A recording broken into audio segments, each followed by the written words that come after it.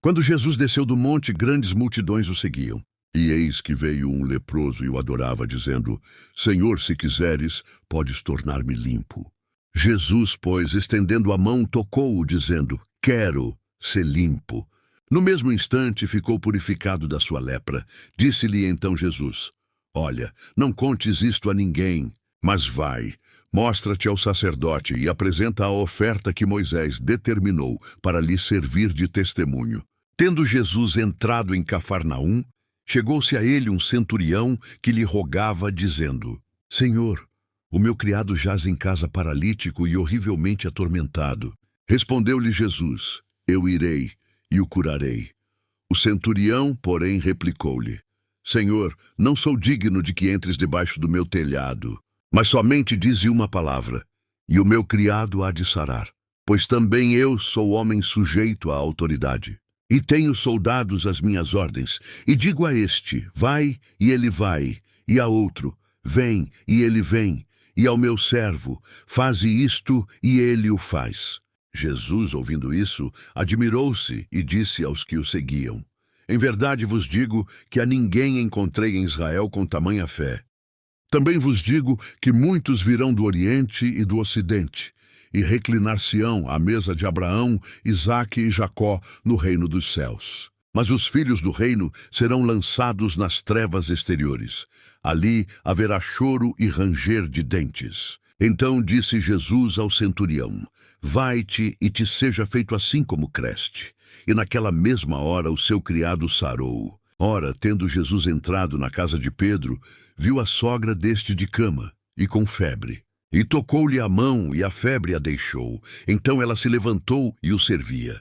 Caída a tarde, trouxeram-lhe muitos endemoninhados, e ele, com a sua palavra, expulsou os espíritos e curou todos os enfermos. Para que se cumprisse o que fora dito pelo profeta Isaías: Ele tomou sobre si as nossas enfermidades e levou as nossas doenças. Vendo Jesus uma multidão ao redor de si, deu ordem de partir para o outro lado do mar. E aproximando-se um escriba, disse-lhe: Mestre, seguir-te-ei para onde quer que fores. Respondeu-lhe Jesus: As raposas têm covis e as aves do céu têm ninhos, mas o Filho do Homem não tem onde reclinar a cabeça. E outro de seus discípulos lhe disse: Senhor, permite-me ir primeiro sepultar meu pai.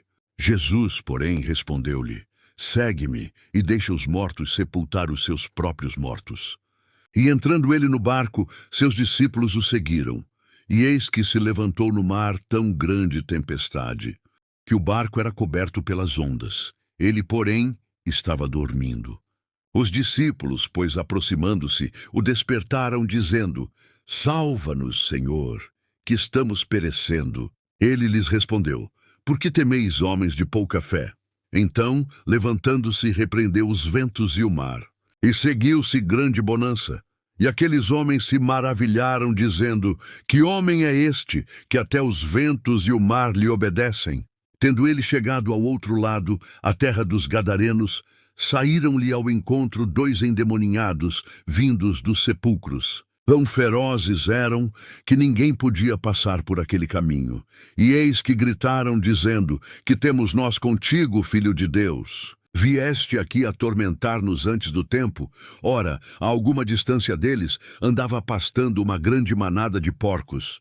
E os demônios rogavam-lhe, dizendo: Se nos expulsas, manda-nos entrar naquela manada de porcos. Disse-lhes Jesus: Ide. Então saíram e entraram nos porcos, e eis que toda a manada se precipitou pelo despenhadeiro no mar, perecendo nas águas.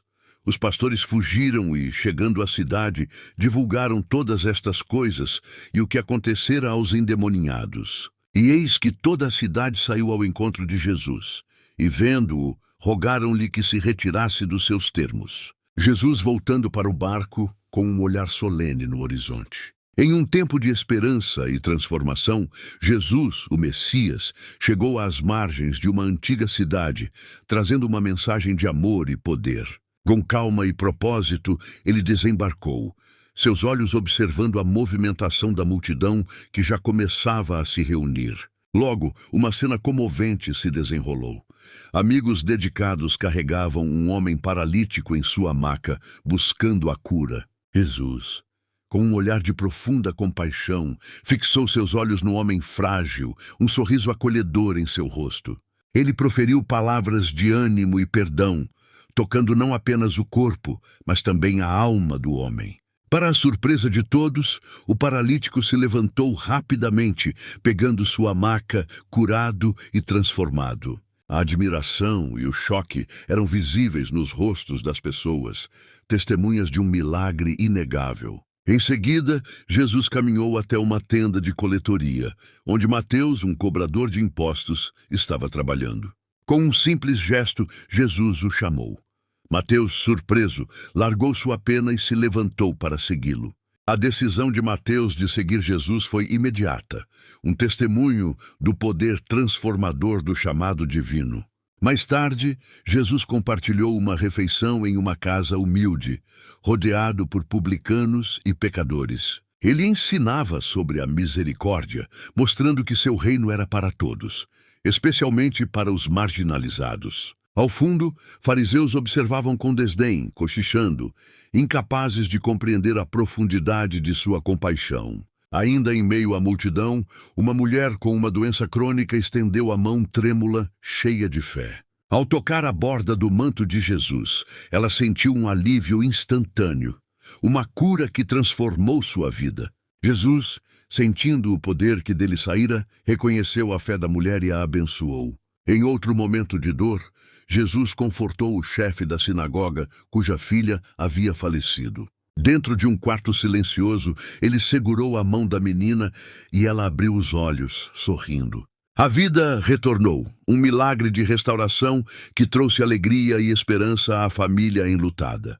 2 homens cegos também buscaram a sua ajuda e Jesus tocou suavemente seus olhos. A luz voltou às suas visões e eles puderam ver o mundo e o Salvador que os curou. No topo de uma colina, Jesus observava uma vasta multidão, cansada e desorientada. Eles eram como ovelhas sem pastor, necessitando de direção e cuidado, e seu coração se encheu de compaixão. Com um olhar de profunda urgência, Jesus falou aos seus discípulos sobre a grande colheita espiritual. O sol se punha, banhando o campo com tons dourados, simbolizando a vasta obra que os aguardava. A missão de Jesus, repleta de milagres e misericórdia, continua a inspirar e transformar vidas até hoje.